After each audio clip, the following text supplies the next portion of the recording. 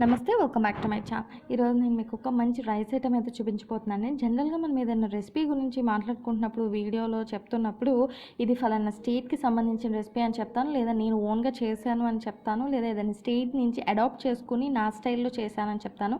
But ఈరోజు recipe వచ్చేసి India మొత్తం చేసుకునే రెసిపీ అనమాట.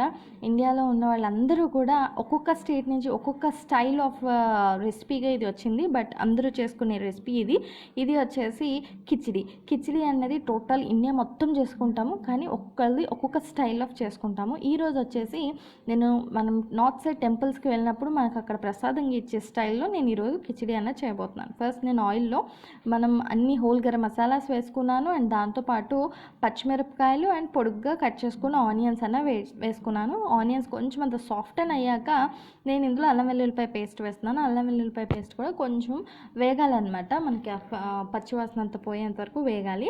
అండ్ ఈ స్టైల్ ఆఫ్ కిచిడి వచ్చేసి మనకి టెంపుల్స్లో అలా అవైలబుల్గా ఉంటుంది. బట్ ఇప్పుడు టెంపుల్స్లో కూడా వెజిటేబుల్స్ అవి యాడ్ చేసుకొని డిఫరెంట్గా కూడా చేస్తున్నారు అనుకోండి. బట్ ఇది ఒరిజినల్ స్టైల్ అనమాట. అండ్ అల్లం వెల్లుల్లిపాయ వేగాక టమాటోస్ వేసాను, ఇవి కూడా కొంచెం అంతా సాఫ్టన్ అవ్వాలి. టమాటా సాఫ్టన్ అయ్యాక కొంచెం పుదీనా అండ్ కరివేపాకు వేసుకున్నాను. పుదీనా ఎక్కువ వేయద్దండి, డామినేట్ చేసేస్తుంది ఫ్లేవర్ని, కొంచెం తక్కువగా వేసుకోండి. అండ్ 2 కప్పుల రైస్కి 1 కప్పు పెసరపప్పు తీసుకున్నాను, అవి కడిగి డైరెక్ట్గా వేసేసుకున్నాను. అండ్ వాటర్ కన్సిస్టెన్సీ మీరు మీ అన్నం ఉడికేటప్పుడు ఎలా వేసుకుంటారో అలా వేసేసుకొని మనం ఇంకా లాస్ట్లో సాల్ట్ యాడ్ చేసేసుకుంటున్నాము. అండ్ నేను కొంచెం కలర్ కోసం చిటికెడంతా పసుపు అయితే వేస్తున్నాను అనమాట. సాల్ట్ వేసేసుకున్నాను యాజ్ పర్ టేస్ట్, అండ్ కొంచెం అంతా పసుపు వేస్తున్నాను. ఇందులో కారం ఏం వేయం, పచ్చిమిరపకాయలు అండ్ మనం ఏదైతే మసాలా దినుసులు వేసామో వాటి నుంచి స్పైసెస్ అనేది వస్తుంది. ఇప్పుడు మూత పెట్టేసి 1 విజిల్.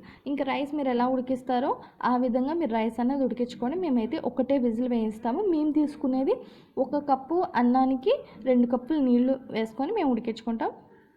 ఫైనల్గా లాస్ట్లో 2 స్పూన్లంతా నెయ్యి వేసుకొని మొత్తం రైస్ అంతా కూడా కలుపుకుంటున్నాను అనమాట.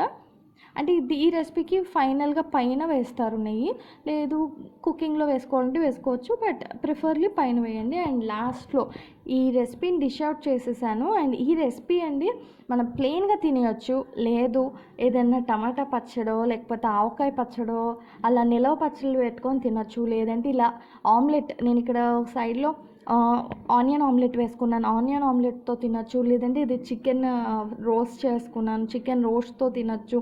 ఎలా తిన్నా కూడా ఎక్సలెంట్గా ఉంటుందండి, చాలా బాగుంటుంది. ఈ రెసిపీని మనం లైక్ బిర్యానీస్ అయితే కొన్నిటికి సూట్ అవుతుంది, కొన్నిటికి సూట్ అవ్వదు. అలాగా ఇది కర్రీస్ లాంటికి అంత సూట్ అవ్వదు, అండ్ రైతాకు కూడా సూట్ అవ్వదు. బట్ టమాటా నిలవ పచ్చడితో కానీ, ఆవకాయతో కానీ, లేదు అంటే ఇలాగా ఆనియన్ ఆమ్లెట్తో కానీ, చికెన్ రోస్ట్తో కానీ తింటే ఎక్సలెంట్గా ఉంటుందండి, చాలా బాగుంటుంది. అండ్ ఈ రెసిపీ వచ్చేసి ఇలా చేసుకుంటే ఒరిజినల్ స్టైల్ అనమాట. ఇంకా దీంట్లో డిఫరెంట్ స్టైల్స్ ఉంటాయి, నా ఫర్దర్ వీడియోస్లో అవి మీకు తప్పకుండా చూపిస్తాను. సో మా వీడియోస్ కనుక మీకు నచ్చినట్లయితే please subscribe to our channel and please follow the Instagram వంటింటి షెఫ్స్ కానా. That's all for today, signing off by వంటింటి షెఫ్స్ కానా.